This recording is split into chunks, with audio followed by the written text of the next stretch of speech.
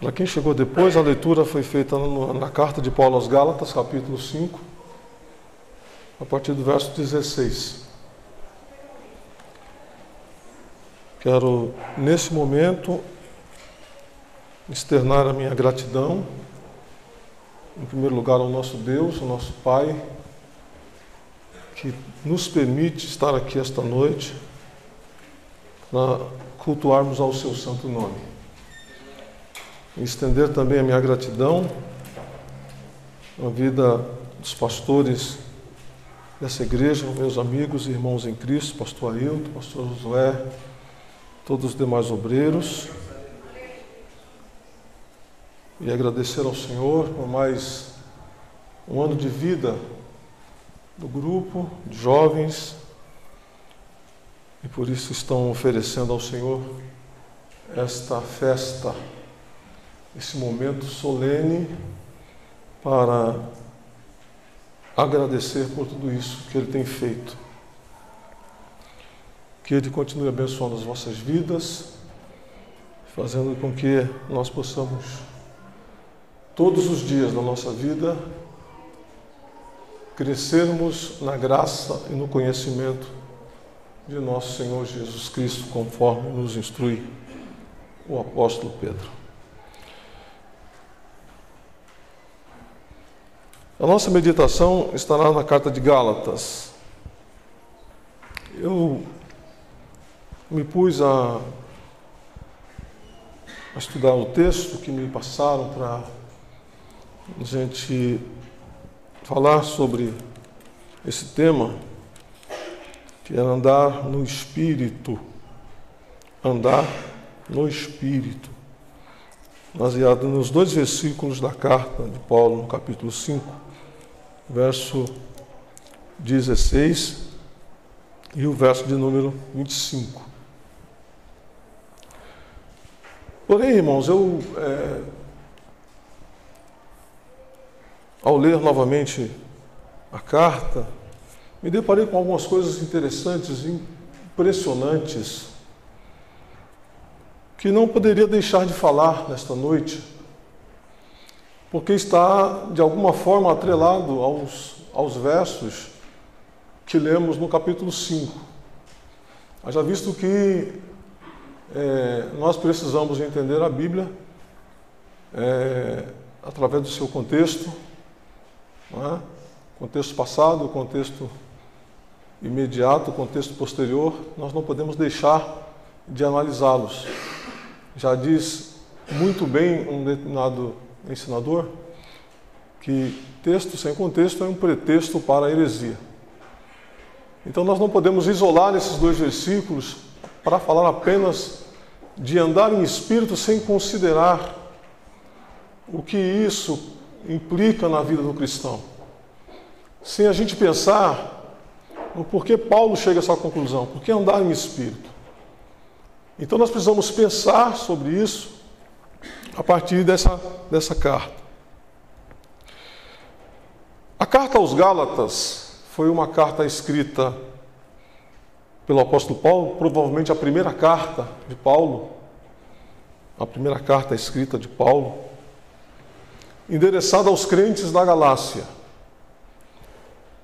Era um grupo formado de pessoas, em sua maioria, gentios ou gregos, né, que tinham uma boa influência do judaísmo naquela região. Inclusive, muitos mestres judeus andaram por aquela região e acabaram se infiltrando dentro da igreja. Paulo, ele deixa isso muito claro no texto, que alguns desses mestres judeus se infiltraram na igreja.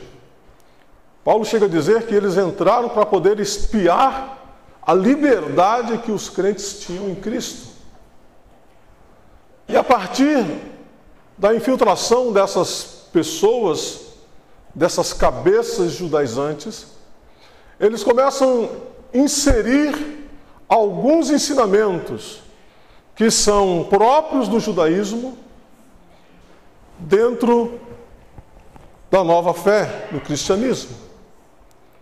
E quando esse judaísmo distorcido entra dentro da igreja, e esses mestres começam então a dissuadir o povo da sua nova fé, eles tentam fazer com que a igreja da Galácia passe a viver um cristianismo judaizado, vamos assim dizer.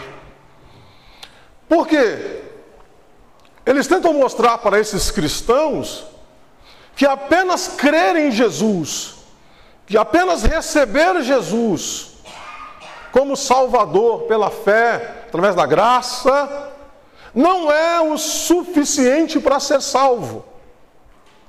Então eles acrescentam algumas coisas. Para você ser salvo, você tem que, obviamente, ter fé, receber a graça, mas também precisam guardar o sábado, as luas novas, circuncidar-se, guardar as festividades judaicas. Vocês precisam guardar certos cerimoniais, porque se vocês não fizerem isso, a salvação que Cristo traz não é suficiente para salvá-los. Então isso causa um transtorno muito grande na vida do povo, porque eles ficam abalados. Eles ficam abalados pelo fato de serem impactados por esse novo ensino que Paulo está trazendo, mas também pelo fato desses judaizantes fazer com que a fé deles entre no pântano da dúvida. Eles ficam pensando, peraí, será que Paulo é um apóstolo de verdade? Porque eles começam a ter dúvidas sobre o próprio apostolado de Paulo. É por isso que Paulo faz uma defesa bastante forte, bastante incisiva aqui sobre o seu apostolado. Quando Paulo diz assim, o meu apostolado eu não recebi de homem nenhum. Eu não fui procurar nenhum daqueles que eram colunas da igreja, como Pedro, Tiago e João. Eu não recebi deles nenhuma informação. Não aprendi nada deles, eles nada me acrescentaram. Antes, eu fui para a região da Arábia, fiquei 3 anos lá, orando e estudando as Escrituras. Antes de encontrar com eles, passei 14 anos no anonimato. Somente Barnabé, depois que foi me buscar, e eu vim junto com Tito. Paulo faz uma defesa para eles, dizendo assim, eu sou um apóstolo de verdade, embora não tenha visto Jesus, embora tenha sido perseguidor da igreja, o Senhor me chamou desde o ventre para anunciar este evangelho, para anunciar esta palavra a vocês. Então Paulo faz essa defesa, porque esses judaizantes estão fazendo com que as pessoas se abalem em relação ao seu apostolado. Não somente isso, o texto também nos diz, quando você lê a carta, logo nos primeiros capítulos, Paulo fala assim para eles, assim, olha, eu admiro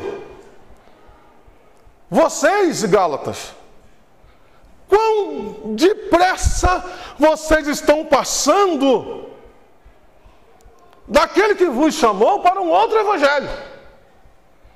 Com que facilidade. Olha, irmão, para fazer uma pessoa aceitar a verdade é difícil, mas para acreditar na mentira é muito rápido. Para acreditar na mentira é muito fácil. As pessoas têm uma tendência de aceitar mais a mentira do que a verdade. Eu não sei porquê, porque eu acredito, talvez isso é uma posição minha, eu acho porque a verdade dói, né, e a mentira suaviza. Né? Mas a verdade dói, mas é um remédio que sara. E é por isso que Paulo fala assim, ó, eu me fiz inimigo de vocês por falar a verdade? Acho que não. Né?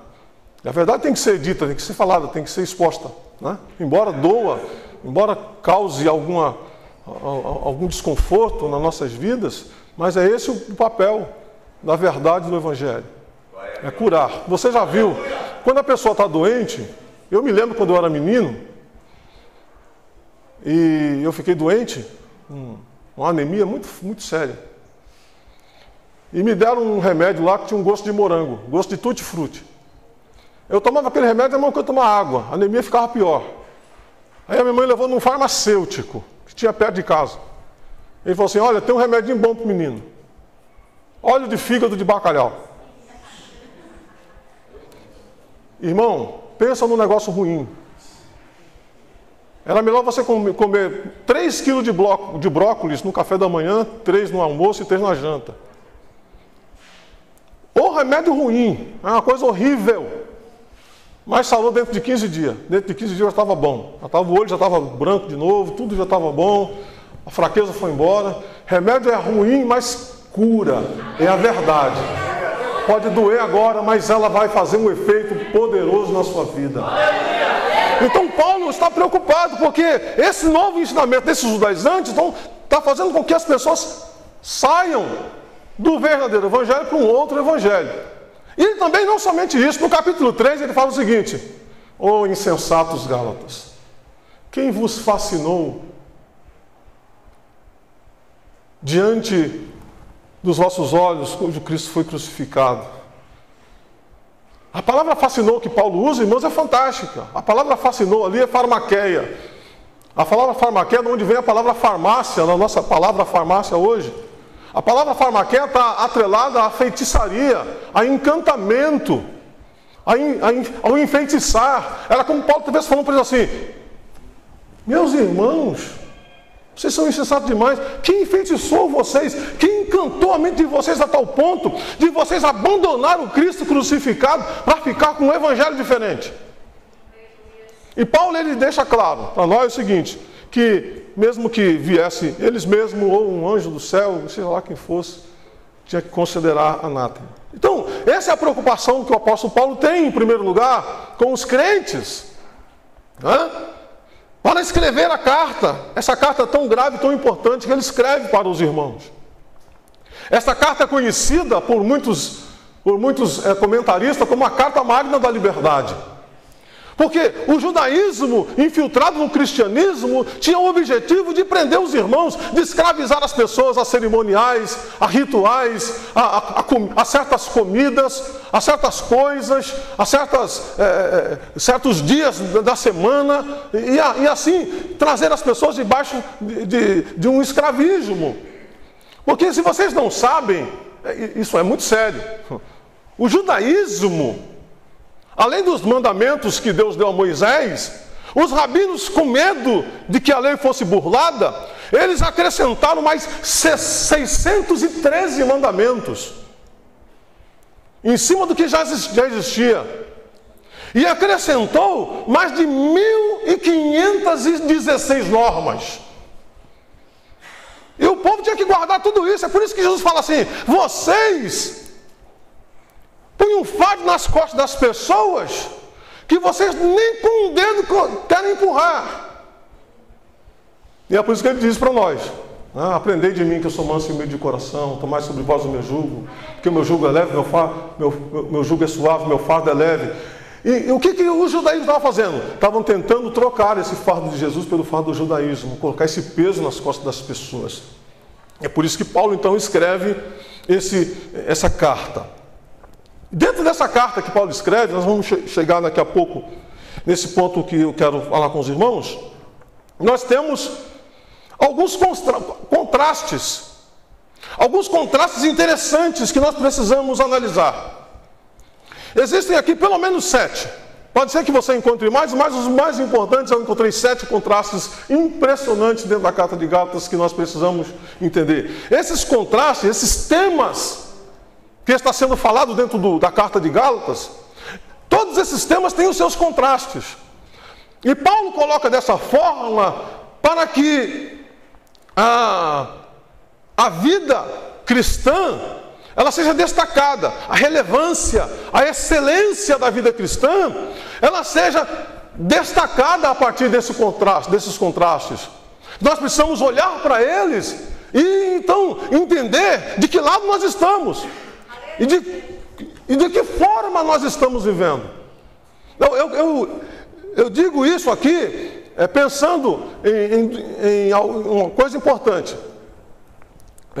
A história é dividida hoje entre antes de Cristo e depois de Cristo. AC, antes de Cristo, e descer depois de Cristo. Não é? A carta de Gálatas é mais ou menos isso. A vida que você vivia antes de Cristo e a vida que você vive agora depois de Cristo.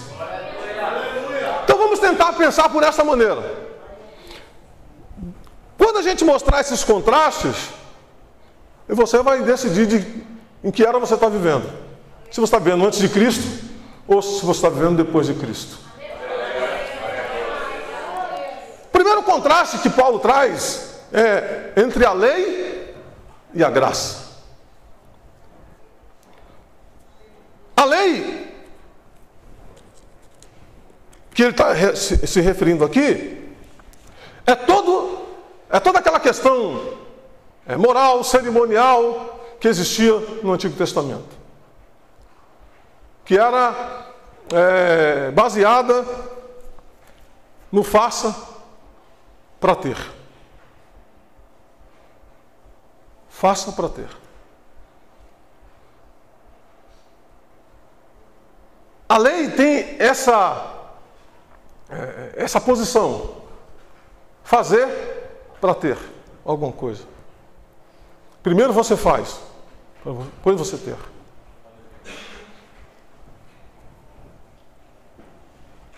A graça não é baseada no que você faz. É baseado no que ele já fez. A graça é baseada no que ele já fez. Tem muita gente dentro da igreja hoje, na igreja cristã, que não entendeu ainda a diferença de lei e graça. Por que, pastor, tanto você diz isso? Pelo fato de que nós encontramos muitas pessoas hoje. Por que você lê a Bíblia, irmão? Para ser salvo.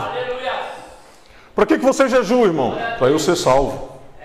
Por que você ora, irmão? Para eu ser salvo. Então não precisava Jesus morrer na cruz, era só você ler a Bíblia, orar e jejuar, que já estava salvo.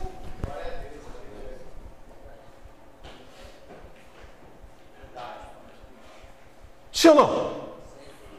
Não, se eu leio a Bíblia para ser salvo, se eu jejuo para ser salvo, se eu oro para ser salvo, então por que Jesus morreu na cruz? Então para ser salvo era só você orar, jejuar e ler a Bíblia, estava tudo certo. Jesus tinha poupado o sacrifício na cruz, ele não tinha morrido. Então se você ora para poder ser salvo, se você jejua para ser salvo, se você lê a Bíblia para ser salvo, e tudo que você faz é com o sentido de ser salvo, você está vivendo antes de Cristo, está vivendo na lei. Por quê, pastor? Porque na graça nós vivemos depois de Cristo. Eu não preciso ler a Bíblia para ser salvo. Eu leio a Bíblia porque eu já sou salvo. Eu não preciso jejuar para ser salvo. Eu jejuo porque eu já sou salvo. Eu não preciso orar para ser salvo. Eu oro porque eu já sou salvo. Tudo que eu faço não é para ser salvo. Eu faço porque já sou salvo. Porque não depende do que eu faço, mas do que Ele já fez por mim na cruz. Isso é graça. Graça é favor merecido, não é pelos méritos, como diz Paulo na sua carta aos Efésios, assim, salvação pela fé, pela graça, mediante a fé, não vem de vós, é dom de Deus. Não vem das obras, para que ninguém se glorie. Pela graça sois salvos. Então tudo que era necessário para eu ser salvo, Jesus já fez. Tudo que eu preciso é tomar posse do que Ele já fez. Tudo que eu preciso é tomar posse. Tudo que você precisa é tomar posse disso. É mais ou menos assim, olha, você tem uma herança para receber. Mas você está vivendo, está desempregado, está passando necessidade, o sapato rasgou, a calça furou. Mas você tem uma herança enorme. Mas você tem uma herança enorme. Então por que você não troca de sapato, não troca de calça e não troca de vida? Porque você ainda não acreditou que a herança é sua. É mais ou menos isso.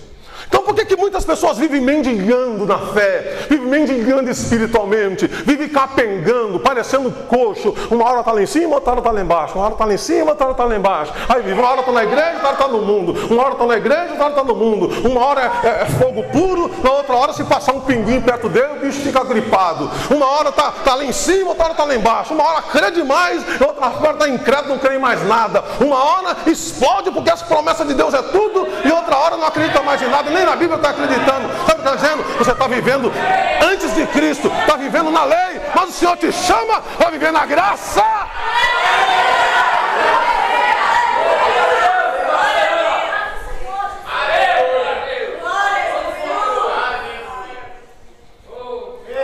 Glória a Jesus.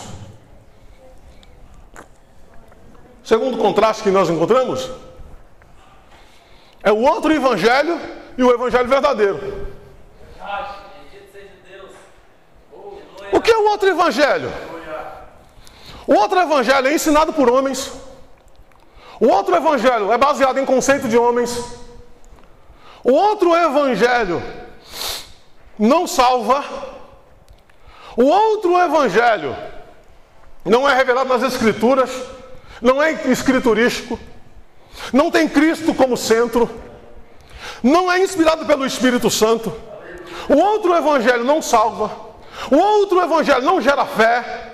O outro evangelho é simplesmente, como diz o próprio texto grego, é hétero-evangelho, é um outro evangelho, é um evangelho diferente, é um evangelho que não tem nada a ver com o verdadeiro evangelho. Era esse outro evangelho que eles estavam tentando trazer para colocar dentro do verdadeiro evangelho. Nós estamos vivendo hoje numa época em que nós estamos vivendo muitos outros evangelhos. Nós estamos vendo muitos outros evangelhos. Eu falo para os irmãos que eu, como pastor de igreja, eu preciso tomar cuidado porque eu tenho muito ajudante. Mas não falo dos meus obreiros que estão ao meu lado. Eu falo dos obreiros da televisão. Porque hoje eu tenho o evangelho do R.R. Soares, eu tenho o evangelho do Silas Malafaia, eu tenho o evangelho do Paulo não sei das quantas, eu tenho o evangelho do fulano não sei da onde, eu tenho o evangelho do apóstolo não sei de onde que veio, eu tenho...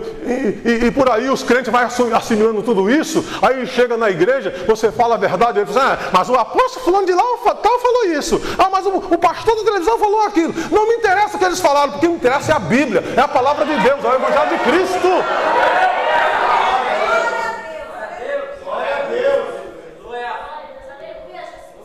Nós estamos vivendo um tempo que esse outro evangelho não passa de boa cumba.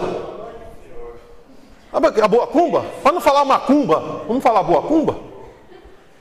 É um evangelho que prega para a irmã ter o marido de volta, tem que passar óleo na camisa, tem que dar nó na gravata dele, tem que amarrar a manga da camisa esquerda, tem que coar café na roupa íntima, tem que botar a ruda atrás da orelha, tem que ter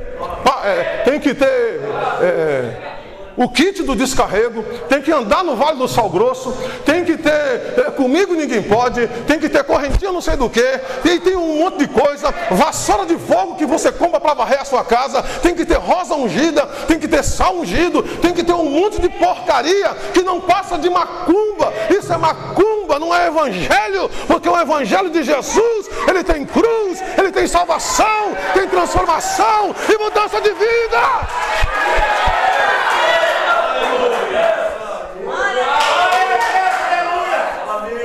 Porque esse não é o evangelho que a Bíblia nos ensina, esse é o outro evangelho. Não precisa disso. Nós estamos vivendo um tempo em que as pessoas estão tentando inserir coisas estranhas dentro do evangelho. Eu estava conversando com um evangelista essa semana. Ele disse assim, meu irmão é rico. Ele tem umas 10 igrejas, o cara mais rico. Eu falei, é mesmo? É. Mas um dia desse ele se quebrou. Mas eu falei, por quê, irmão? Porque ele começou a enfiar capoeira dentro da igreja.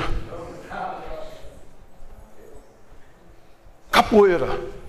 Aqui em São Paulo, um garoto foi parar no hospital porque o irresponsável do dito pastor colocou luta de MMA num ringue dentro da igreja para os irmãos se divertir. E o garoto tomou um soco no meio da cabeça que foi parar no hospital com traumatismo craniano. O outro colocou uma pista de skate.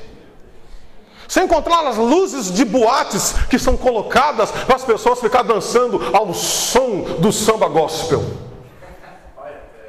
Então me desculpe, senhores e senhoras, isso para mim não é evangelho, porque para eu trazer os jovens da igreja, se você quiser vir, vem, porque o que vai te atrair para cá é a palavra, o que vai atrair você é a palavra, o que vai atrair você é a palavra. Se a palavra não atrair, ninguém mais atrai. Se a palavra de Deus não atrair, ninguém mais atrai. Quem quer atrair você é a palavra de Deus. Esse é o contraste entre o outro evangelho e o evangelho verdadeiro. Porque o evangelho verdadeiro é o evangelho da cruz, é o evangelho do sangue derramado, é o evangelho da graça, é o evangelho da transformação, é o evangelho que prega a santificação, é o evangelho que ainda prega que para ser salvo precisa aceitar Jesus como Salvador e ter a sua vida transformada. O evangelho verdadeiro é aquele que ainda aponta para o céu e diz: Jesus está voltando, santifica a tua vida, arruma o teu altar, para de viver em pecado e vai viver uma vida de santidade diante de Deus. Obrigado, Senhor, aleluia. Oh, Deus maravilhoso, aleluia. Oh, glória a Jesus. O outro contraste que nós encontramos, terceiro, é morte e vida. Morte e vida. Para eu ser crente, para eu fazer parte dessa nova vida, dessa nova vida na fé, eu preciso morrer. Eu preciso morrer. Porque se você não morrer, é como diz o próprio Cristo: se o grão de trigo cair na terra e não morrer, ele fica só. Mas se morrer, esse dá muito fruto. Pergunta para o seu irmão que está do teu lado aí: está dando fruto? Porque se não tiver, porque você não morreu ainda.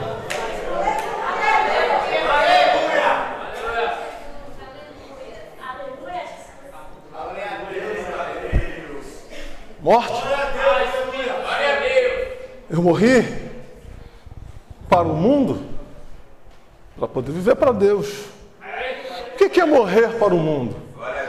Morrer para o mundo significa que o mundo não tem mais nenhuma atratividade sobre a tua vida, que o mundo não tem mais nenhuma influência sobre a tua vida. Significa que nada que existe no mundo vai demover a sua fé em relação às coisas do porvir. E mesmo embora que nós já estamos gozando hoje aqui, nós estamos desfrutando do aqui e agora. E quando o ainda não, que ainda não veio, né? É o já e o ainda não. O ainda não é o reino que virá. Aqui as pessoas pregam as coisas, confundem essas duas dimensões. As pessoas pregam aqui prosperidade perfeita, as pessoas pregam aqui saúde perfeita, as pessoas pregam tudo perfeito aqui. Não, querido, não. Isso aqui é o já. Aqui é tudo parcial, é imperfeição. Porque o perfeito virá, é o ainda não. Ele está vindo, porque quando vier tem saúde perfeita, prosperidade perfeita, fé perfeita, será tudo perfeito, porque nós vamos morar na presença daquele que é perfeito. Mas aqui não, aqui nós estamos vivendo os momentos ainda, aqui ainda se morre, aqui ainda fica doente, aqui ainda fica desempregado, aqui ainda passa prova. Mas tem uma coisa: o que é aquele que está contigo, aquele que está comigo, aquele que é o dono da igreja, ele está conosco todos os dias até a consumação do século. Então preste atenção, meu querido, eu preciso morrer para o mundo. O mundo não pode exercer mais influência sobre a minha vida. O mundo não pode mais exercer influência sobre a minha vida. Eu conto uma história engraçada que me contaram, não sei se é verdadeira, mas eu vou dar a minha versão para vocês. A versão é a seguinte: que um certo cidadão, isso aconteceu aqui em Guarulhos, quando tinha desfile de carnaval na 7 de setembro. E o irmão vinha para a vigília à noite do carnaval e passou bem no desfile. Pegou a biblinha dele, não custa nada dar uma olhadinha, olhar não faz mal, e ficou lá, o desfile passando e ele olhando. Daqui a pouco, na Bíblia.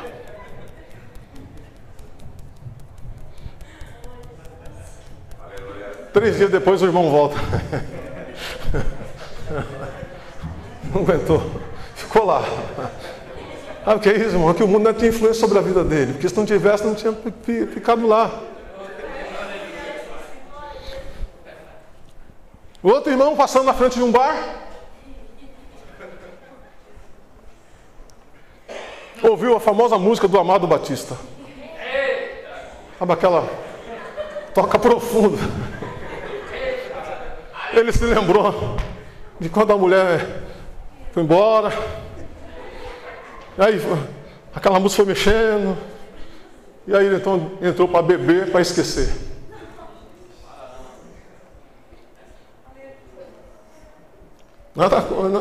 Tem uns que gostam ainda do Amado Batista. Não sei se aqui tem, mas se tiver, Jesus é bom, né?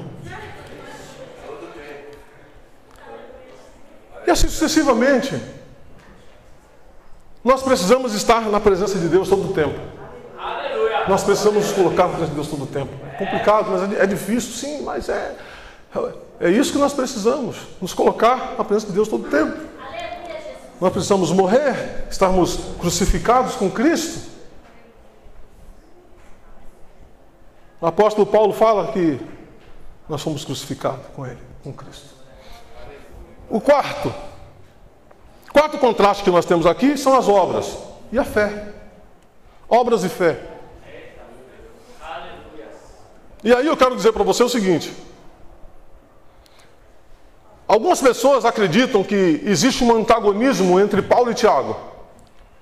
Quando Tiago diz assim, olha, mostre-me as tuas fés sem as obras, que eu vou mostrar para você as minhas obras pela fé. Aí fala assim, não, Paulo prega que é pela fé. Tiago prega que é as obras. Não. Nenhum dos dois são antagônicos, até porque a Bíblia foi inspirada pelo mesmo Espírito Santo. Então o Espírito Santo jamais vai cair em contradição. Paulo ensina que nós não somos salvos pelas obras que nós realizamos, como já disse aqui anteriormente. Nós somos salvos para fazê-las. Você faz as boas obras não para ser salvo, mas porque você já é salvo, você faz as boas obras. Você ajuda porque você é salvo, porque isso faz parte da sua natureza. Você dá uma cesta básica para alguém, não é igual a doutrina kardecista que diz que quanto mais você faz caridade, mais você vai ter sucesso na outra vida. Nós não falamos isso. A Bíblia ensina assim, ó, se você der alguma coisa com a tua mão direita, faça com que a sua esquerda nem veja. Nem veja. Não toque trombeta não para ninguém não. Isso você faz porque está na sua natureza, fazer as coisas, fazer o bem, está na sua natureza como cristão. E outra a Bíblia fala assim, olha, se vocês fazem o bem só para aqueles que fazem bem para você, o que vocês ganham com isso? Eu só abraço o Jefferson. O Jefferson é meu amigo, porque o Jefferson me abraça, o Jefferson, glória. Mas é aquele que pisa no teu calcanhar. É aquele que pisa no teu pé. É aquele que te cutuca de vez em quando, te caluneia, fala um monte de coisa que não deve. É aquele que te chateia. E aquele que te chateia, que enche a sua paciência. Se abraça a ele também, dá a paz do Senhor pelo menos. Talvez não passe nem perto. Quando você vê um chato, você já corta caminho. Tem muita gente que não olha na cara nem do irmão que está dentro da igreja, que convive com ele, que congrega com ele, que está todo tempo aqui. Eu não vou com a cara daquele irmão, eu não vou com a cara daquela irmã. Deus me livre, não mienta, eu não engulo. Deus não está mandando você engolir ela. Deus não está mandando você engolir ninguém, meu filho. Deus está mandando você aceitá-la do jeito que ela é. Deus está mandando você abraçar do jeito que é. Deus está dizendo que é isso que você tem que fazer, porque você é cristão e a sua natureza pede isso. Um dia, eu estava com um problema com o irmão. Eu estava com um problema. um determinado obreiro. Estava mesmo. A gente não estava se bicando, não. Confesso, irmão, o negócio estava sério. Eu não tenho negócio de falar os meus defeitos, não, irmão. Os meus defeitos todo mundo vê. Eu não preciso esconder os defeitos para ninguém. Não esconde de Deus, não esconde de você. Aqui. Eu posso até esconder do Tiago, do irmão aqui, mas de Deus não esconde. E eu estava com problema, o irmão estava ruim, assim, eu já tinha feito até oração, para Deus ter misericórdia. E um dia eu estava em casa, eu acho que é um domingo, sei lá o que foi, e sempre passa alguma coisa do esporte, não sei o quê, e eu me lembro mais ou menos, faz um pouquinho de tempo isso, e passou um negócio do boxe. E aí, eu estava vendo, passou alguns minutos lá no boxe. E tinha um dos camaradas que estava lutando, dos adversários, estava apanhando muito. O outro estava batendo demais nele, batendo. Aí ele foi e deu um abraço no cara que estava batendo nele. Que o pessoal chama de clinch no boxe, né? Deu um clinch, pá, abraçou. Quando ele abraçou, o cara que estava batendo, pá, perdeu a ação, porque aí você não pode mais bater no cara. Porque quando você dá o clinch, está dizendo assim, para de bater, porque eu não estou aguentando mais. E aí o camarada para, o juiz avalia e fala assim, para a luta aí, acaba a briga aqui. Aí o Espírito Santo falou assim, dá um clinch no obreiro. Para acabar a briga agora.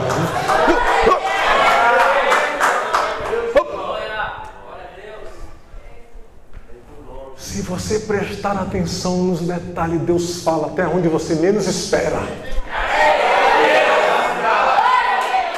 Minha esposa está de prova. O dia que o obreiro chegou na igreja, chamei ele para conversar, ele já veio falando um monte, eu pá, abracei, dei um beijo nele. Ele ficou assim.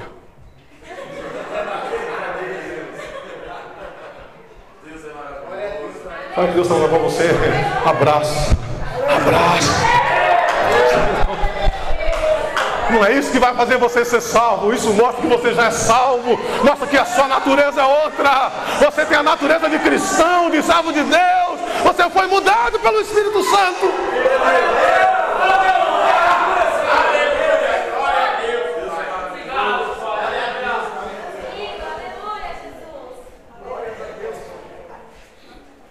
O quinto contraste que nós encontramos nesse texto é a escravidão versus liberdade. Escravo.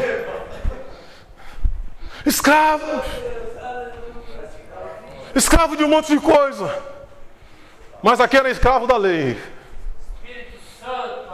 Preso debaixo da escravidão da lei. A lei era o nosso carrasco. Era o nosso Senhor que nos prendia. O apóstolo Paulo fala assim, que ninguém é salvo pelas obras da lei. Sabe por quê? Porque, diz o apóstolo Paulo, porque eu não conheci o pecado se não fora pela lei. Porque a lei fez reviver o pecado em mim e eu morri. Mas graças a Deus que a vitória vem através de Jesus Cristo, Senhor. Ele está dizendo o seguinte, a lei, ela apenas faz com que o pecado reviva. Ora, como não? Não me digam para mim, existe uma lei universal, e eu acredito que essa lei é a lei moral, é a lei divina, que ela está colocada no coração de todo mundo.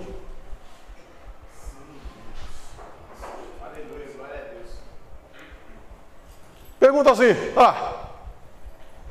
por que eu sei que é errado roubar? Porque está escrito, não roubarás. Porque eu sei que é errado dar falso testemunho. Porque está escrito, não dirás falso testemunho. Porque eu sei que é errado adulterar. Porque está escrito, não adulterarás. Porque eu sei que é errado adorar imagem de escultura. Porque está escrito, não farás para ti imagem de escultura. Nem de animal, nem de qualquer outra criatura debaixo dessa terra, nem em cima da terra, nem nas águas, nem em lugar nenhum. Está escrito. Porque eu sei que é errado cobiçar, porque está escrito, não cobiçarás. Nem a mulher do teu próximo, nem o boi, nem nada que ele tenha.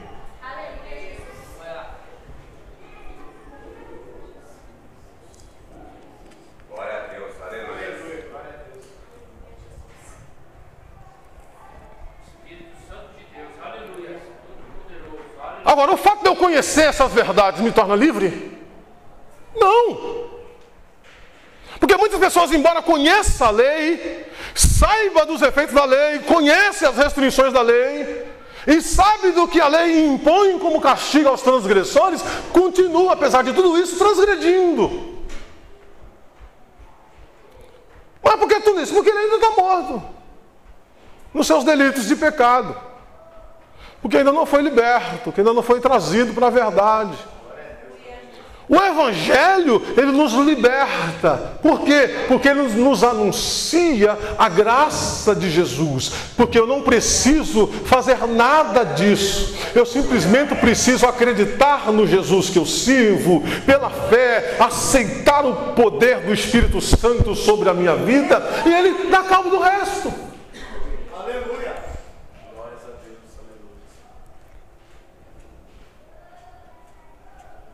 Isso é liberdade. Ele nos trouxe a liberdade. Eu sou livre. Eu sou livre. Eu conversando uma certa feita com um cidadão, eu vou contar isso aqui para vocês. Conversando com um cidadão, e ele pensou que tinha me colocado em xeque. Aí falou assim: eu nunca vou ser crente na minha vida. Mas por quê? Porque vocês não podem fazer nada. Vocês são muito retrógrados. Vocês não fazem nada. Não podem fazer nada. Você não pode fazer isso, não pode fazer aquilo, não pode fazer aquilo, não pode fazer mais aquilo. Não pode fazer... Falei, rapaz, eu acho que você está equivocado. Você não pode nem tomar uma. Eu falei, rapaz, se eu quiser tomar, eu tomo. Nem Deus vai me pedir de tomar. Ele disse, não, que isso? Rapaz, estou falando a verdade. Agora, vamos ver a diferença entre mim e você? Eu falei, vamos. Qual a diferença? Se colocar um copo de cachaça aqui, e você sentir o cheiro da mardita, você faz o quê? Eu bebo. Falei, tá vendo aí? Você não é livre. Porque você sentiu o cheiro, não resistiu e tomou. Eu cheiro. Embora eu possa tomar, eu não tomo. Sabe por quê? Porque eu escolhi não tomar. A minha vontade é livre. Eu decidi não tomar. Minha vontade está livre. Minha vontade está liberta. É a vontade que está escrava. É a vontade que está escrava. Essa é a liberdade que Paulo está falando para nós. Oh, Ramachanda, Ramachanda. Essa é a liberdade que nós temos em Cristo.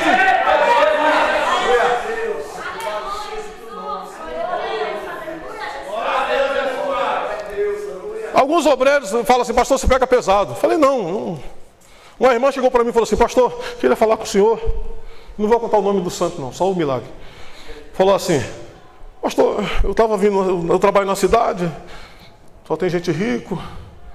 E eu vi, lá tem umas plantas bonitas, umas azaleias bonitas, não sei o quê. Tinha muita, pastor. Eu catei uma e levei para casa. Pastor, eu sou ladrona por causa disso? Eu falei, não, irmã, que isso? A senhora não é ladrona por causa disso, não. O fato da senhora ter pego só revelou a ladrona que a senhora já era. O ladrão estava escondido dentro de você, ele só se revelou. A ocasião faz o ladrão. Quando a senhora viu a planta, o ladrão estava dentro de você, saltou. Puf. Você catou e vai embora. A senhora não está liberta ainda, porque se ela fosse liberta, a senhora não levava. Mesmo que tivesse muitas, não levava. O pastor chegou numa igreja para pregar. A mensagem que o pastor pegou o microfone. Não, a mensagem de hoje é o seguinte: sabe o que é? Só tem ladrão nessa igreja. Sentou. Ninguém entendeu nada.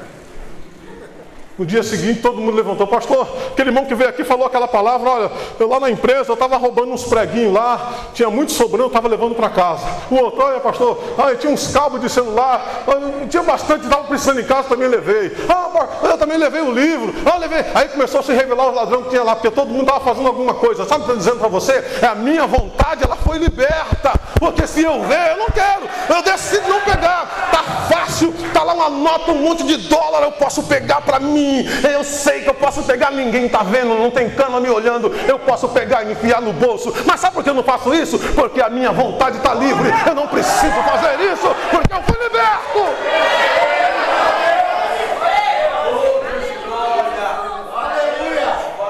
Você pode passar na adega. Não é mesmo por quê? Porque eu fui liberto. Você pode sentir o cheiro do cigarro. Por que eu não vou? Porque eu sou liberto.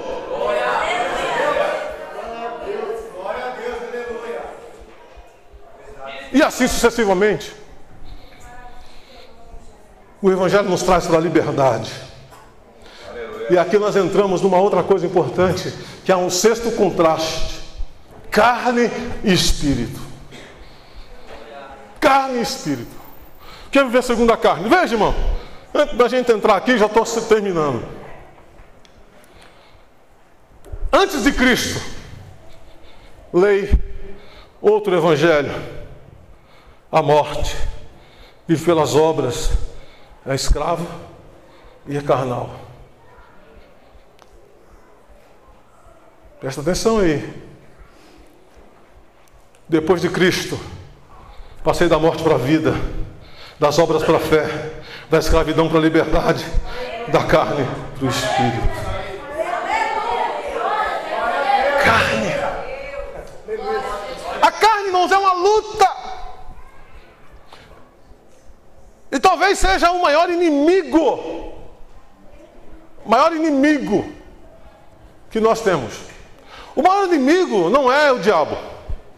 Que tem muitas pessoas que se confundem com isso, né? Ah, o diabo é o maior inimigo, o bicho é terrível. Não, irmão. Calma. Não fica assustado, não. O diabo pode ser o que for, mas ele não é seu maior inimigo. Por quê? Está escrito na minha Bíblia e na sua também, se a sua for igual a minha. Se não for do mormon. Está escrito na minha Bíblia assim: resistir ao diabo e ele vai continuar te encarando. É isso? Está escrito o quê? Era um pouquinho. Já viu o cachorro vira-lata? Quando você passa na seca, o bicho começa a latir, você... O bicho vai-se embora. Aí põe o rabinho no meio das pernas, vai-se embora. É o diabo. É isso que ele está falando. O diabo investiu com você, resiste o bicho.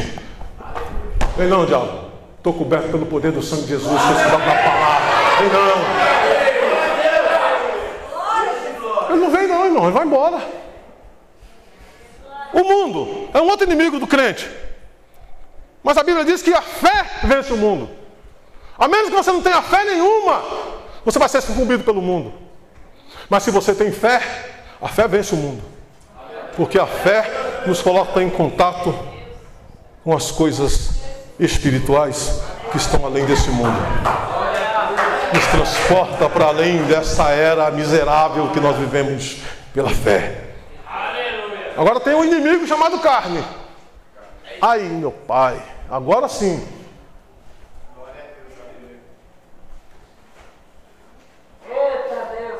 Tem como você dizer assim: não vem carne, em nome de Jesus eu te repreendo, carne. Carne, eu te repreendo em nome de Jesus. Não adianta que não vai sair. Eu te repreendo, carne, eu te mando, sai em nome de Jesus. Não vai sair.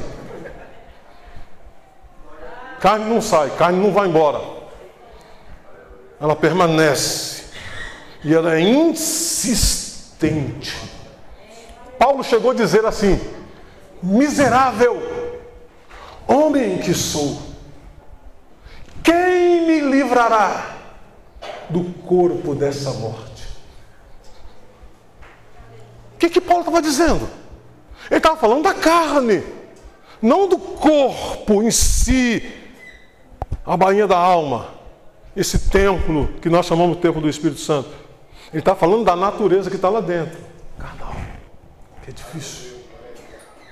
Ele diz: quem me livrará do corpo dessa morte? Segundo alguns comentaristas, dizem que, quando Paulo fala isso, ele está citando uma punição que existia para um criminoso na lei, em Roma. A pessoa matava, um homicídio doloso, quando não há intenção de matar, culposo, quando não há intenção de matar, e o doloso, quando há intenção de matar, né? Porque tem dolo, a intenção. Então, quando a pessoa matava, praticava um crime doloso, por motivos fúteis, o que a lei fazia quando pegava o criminoso? No ato, no flagrante. Pegava o cara que cometeu o crime juntava com o defunto, com a pessoa que ele havia matado. Olho com olho, nariz com nariz, boca com boca, mão com mão, pé com pé, corpo com corpo, e amarrava o camarada e jogava na cela. Enquanto o morto ia apodrecendo, os bichos, os vermes daquele corpo iam entrando no corpo daquele que estava vivo. E a pessoa morria junto com o defunto, com a pessoa que ele havia matado, pelos próprios vermes daquele corpo podre. A carne é tão miserável que Paulo usa essa mesma comparação ao dizer: quem vai me livrar do corpo morto, desse corpo de morte que está em mim? É a carne. Paulo vai dizer que a única pessoa que vai te dar vitória em relação a isso é o Espírito Santo de Deus. É o poder da salvação, é o Espírito Santo que vai dar poder para você vencer. Ele vai dar poder para você vencer.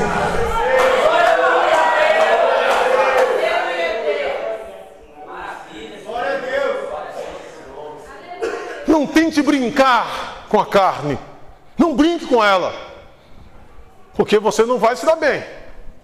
O apóstolo Paulo, ele ensina o seguinte para Timóteo. Falou: Timóteo, você é muito jovem, pastor, bonito, solteiro. Imagina. Aí ele: Timóteo, foge das paixões da mocidade. Em outras palavras, faça igual José. Com carne não se brinca. Mesmo que rasgue um pedaço da sua capa, meu filhão, ó, perna para quem te quero, como diz o mineiro, vaza, que você não vai conseguir vencer. Não encare a carne não, que você vai se dar mal. Não existe homem forte, nem mulher forte para a carne, não. Todos nós somos fracos se não dependermos do poder do Espírito Santo. As pessoas que deixam de depender do Espírito Santo acabam perdendo a guerra e acabam sucumbindo ao poder da carne, acabam sucumbindo ao poder da prostituição, da lascívia e de todos quantos males que a carne produz. E então, querido, nós precisamos depender do Espírito Santo. Não encare não, a Bíblia manda você fugir. Ela manda você encarar o diabo, resiste o diabo e levar de você. Manda você vencer o mundo pela fé, mas manda você fugir da carne. E não encara não, porque se encarar, você se arrebenta. Tem que fazer igual José, não vai dar uma dissensão não. Que isso? Onde ele foi parar? Nós vamos falar sobre entre carne e espírito. Nessa carne nós temos essa velha natureza. Essa velha natureza, olha o que Paulo diz, vamos ler. Eu gostaria de ler com você. Capítulo 5, verso 19, ele fala assim: ora, as obras da carne são manifestas: imoralidade sexual, impureza, libertinagem, idolatria, feitiçaria, ódio, discórdia, ciúmes, ira, egoísmo, dissensões, facções, invejas, embriaguez, orgias e coisas semelhantes a estas. Eu os advirto, como antes já adverti, aqueles que praticam essas coisas não herdarão o reino de Deus. Isso é obra da carne, irmão. Isso é o poder, isso é o que a carne produz. Isso é o viver antes de Cristo, antes de ser liberto, antes de ser redimido. É o que a carne produz. Quando as pessoas vivem brigando, vivem se mordendo uns aos outros, se devorando uns aos outros. Ah, pastor, mas a palavra devorar uns aos outros é forte, né? É. Então lê aí o verso 15 que está escrito. 5,15. Lê na sua Bíblia aí. Lê aí, está escrito aí.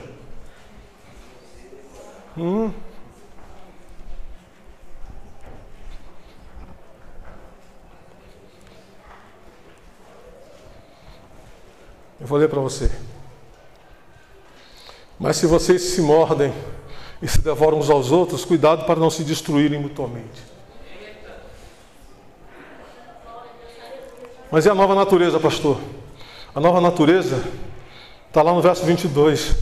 Mas o fruto do Espírito, irmãos, é o caráter de Jesus produzido na minha vida. Mas o fruto do Espírito é amor, alegria, paz, paciência, amabilidade, bondade, fidelidade, mansidão, domínio próprio. Contra estas coisas não há lei.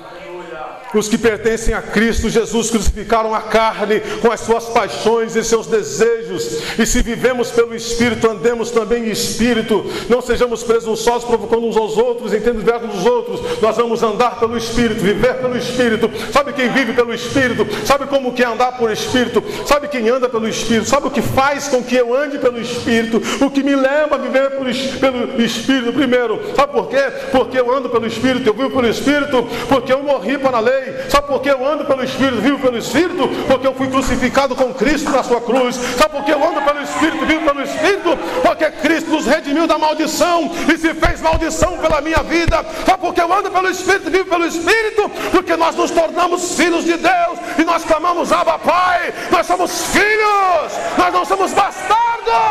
Sabe por que eu ando pelo Espírito e vivo pelo Espírito? Porque eu deixei de ser escravo, porque eu fui adotado na família de Deus. Aleluia! Glória a Deus! Aleluia! Em que você vive? No anticristo, na lei, no outro evangelho, na morte, nas obras, na escravidão, na carne, na velha natureza, e isso produz condenação. Mas aqueles que andam pelo Espírito, eles vivem pelo evangelho verdadeiro, eles vivem a vida que Cristo, como diz, pois agora a vida que eu vivo, não mais vivo eu, mas Cristo vive em mim, e eu a vivo pela fé, liberto pelo poder de Deus, cheio do Espírito Santo, em uma nova natureza, produzindo o caráter de Cristo, e é por isso que eu e você vamos ser salvos para a glória do nome de Jesus. Fica de pé. Vamos orar ao Senhor.